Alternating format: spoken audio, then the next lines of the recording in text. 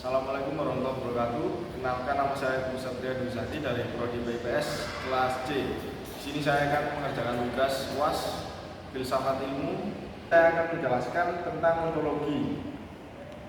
Ontologi adalah salah satu cabang dalam filsafat yang mempelajari tentang sifat keberadaan dan hubungan antara entitas.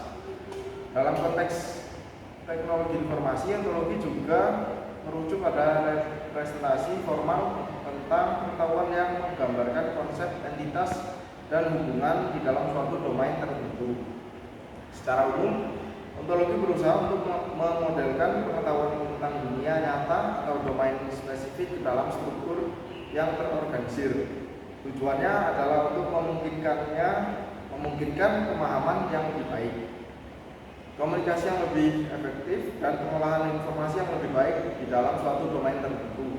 Ontologi juga digunakan dalam bidang seperti ilmu komputer, intelijen buatan, bioinformatika, dan semantik web. Berikut beberapa komponen penting dalam sebuah ontologi.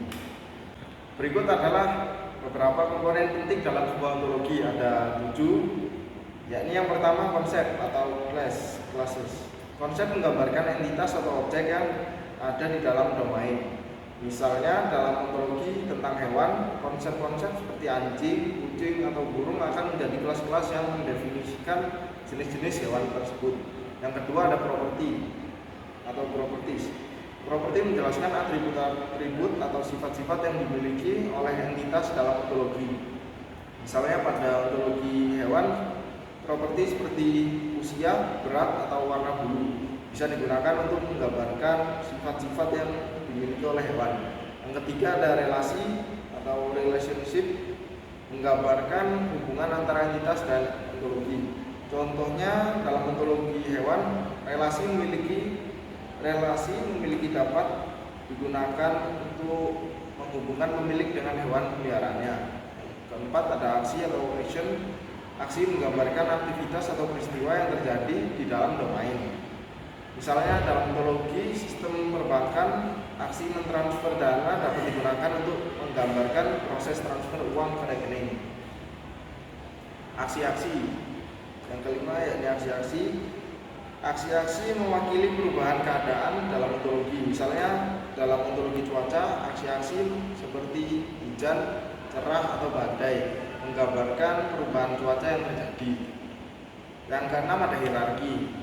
Ontologi seringkali memiliki hierarki yang terstruktur, di mana konsep-konsep yang lebih spesifik di bawah konsep yang lebih umum. Misalnya dalam ontologi hewan, konsep kucing dan anjing bisa berada di bawah konsep yang lebih umum, yaitu mamalia. Yang ketujuh atau yang terakhir ada aksioma atau aksiom. Aksioma adalah pernyataan yang mendefinisikan hubungan atau aturan tertentu dalam ontologi.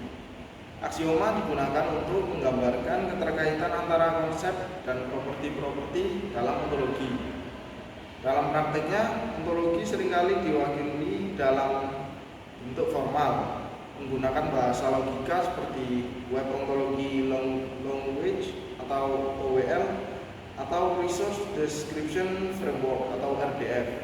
Ontologi juga dapat digunakan untuk menggambarkan pengetahuan yang diperoleh dari berbagai sumber, seperti basis data, sumber daya web, atau pengetahuan manusia yang diungkapkan melalui proses semantik.